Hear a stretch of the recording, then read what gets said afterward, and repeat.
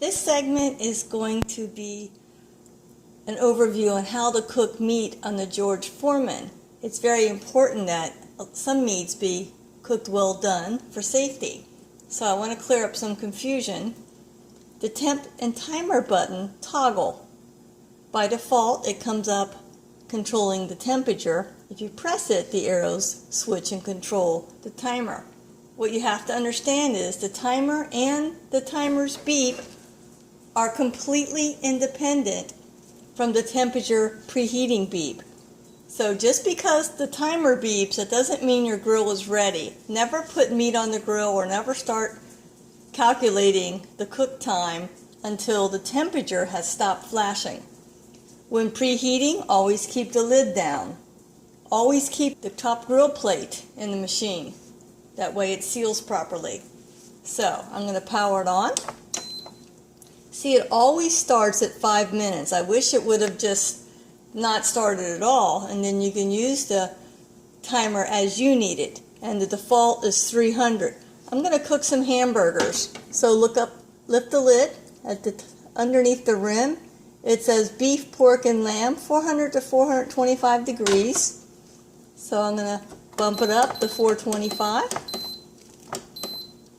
Now, I want mine a little crispy on the edges, so I'm going to press Sear. Sear changes the temperature to 500. So once the temperature stops flashing, you put your meat on the grill, and then for 90 seconds it'll cook at 500. Then it'll go back down to the temperature we just set. I'm going to pause the video and let you see that it's going to beep at 4 minutes. And then you'll see the temperature is not ready. It's still flashing. There we go. The timer's countdown, but that really doesn't mean anything. So a better design would have been just to have it say on when it comes up. So now you see we're still waiting for our oven to preheat to 500.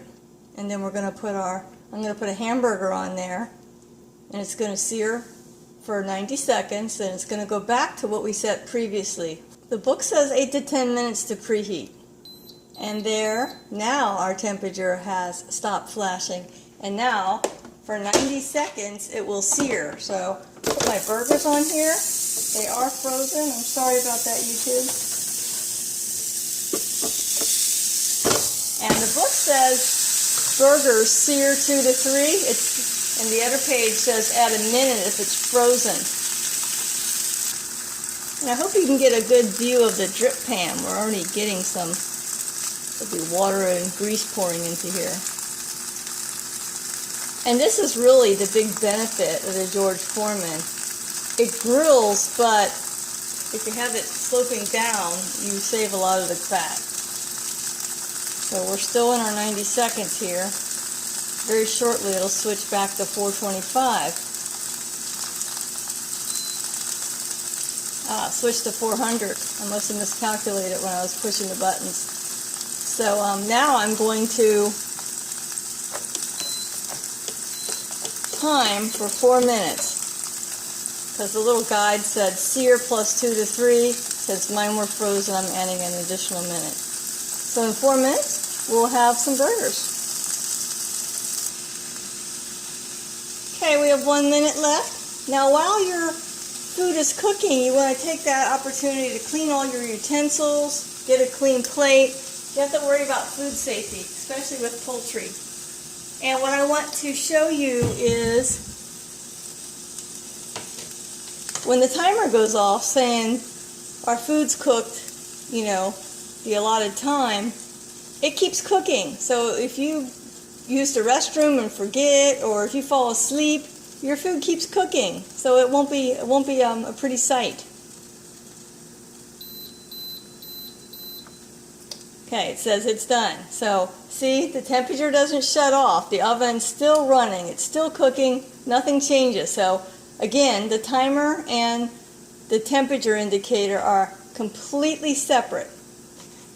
Okay, I have a clean spatula.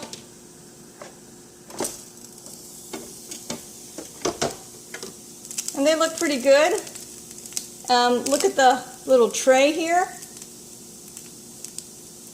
It's full of grease. So that's the benefit of using the George Foreman. And these plates will just rinse off. I put olive oil on a paper towel every time I cook. That way everything cleans up real easy. Remember, you're not supposed to use Pam or anything like that. It's going to gunk up and destroy your grills, and you're not supposed to rinse your grills off until they're relatively cool, because they could warp or it could affect the finish. I hope this is helpful, so you understand how to cook meat and how to time it appropriately. Thank you.